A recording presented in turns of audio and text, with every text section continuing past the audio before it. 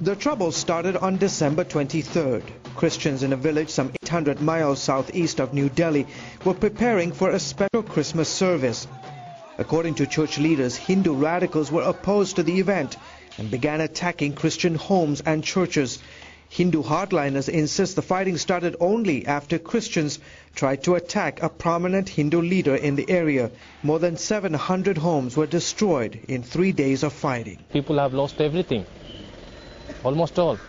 4 people lost their lives. I saw my grandfather burned to death right in front of my eyes, and I could do nothing to save his life. And across the Kandhamal district, church after church became targets for the raging mob. When you see all this, how they've destroyed your church. Sundar Sandigal stands in what's left of his small village church. They warned us not to spread the love of God and not to tell others.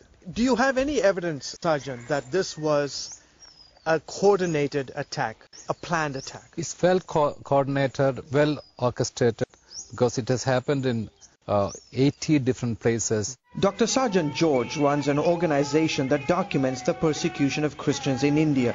He says the attacks weren't just random acts of violence. They marked the houses, they knew where the churches were, that spontaneously they went and attacked. Sergeant and other Christian leaders believe the attacks are part of a much larger campaign by Hindu fanatics to stop lower caste Hindus known as untouchables or Dalits from converting to Christianity. God is moving among the Dalits and setting us free. The Hindus don't like this, so they accuse us of bribing and forcing others to convert, and this is not true. Do you think that there's going to be more violence? Umar Sankaracharya is a top leader of Bajrang Dal, a Hindu extremist group that often uses violence against Christians and other minority faith groups.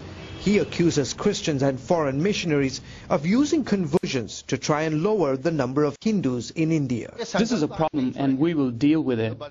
We will get all Hindus together, the whole Hindu nation, and whoever stands against the rights of Hindus, we will finish them. In an effort to counter the spread of Christianity, Orissa and several other Indian states have laws that require people to get permission before they can change their religion. They want to annihilate the Christians of India. They want to turn this country into a Hindu nation. A goal that Acharya and other extremist Hindu leaders say is worth fighting for. Every time you read the pages of history, you see that Hindus have fought for this nation and for their religious rights. India has always been, is, and forever will be a Hindu nation. Words that do little to comfort the Christians living here in Kandhamal district. On a recent Tuesday morning, a group of Christian villagers stood in the ruins of their church and sang of their commitment to the faith and a determination to pray for those who've carried out these acts of terror. I'm praying that through this devastation, people will experience the love of Jesus. And the bottom line is that if we live, we'll live for Christ. If we die, we'll die for Christ. Whatever happens, we'll worship the Lord.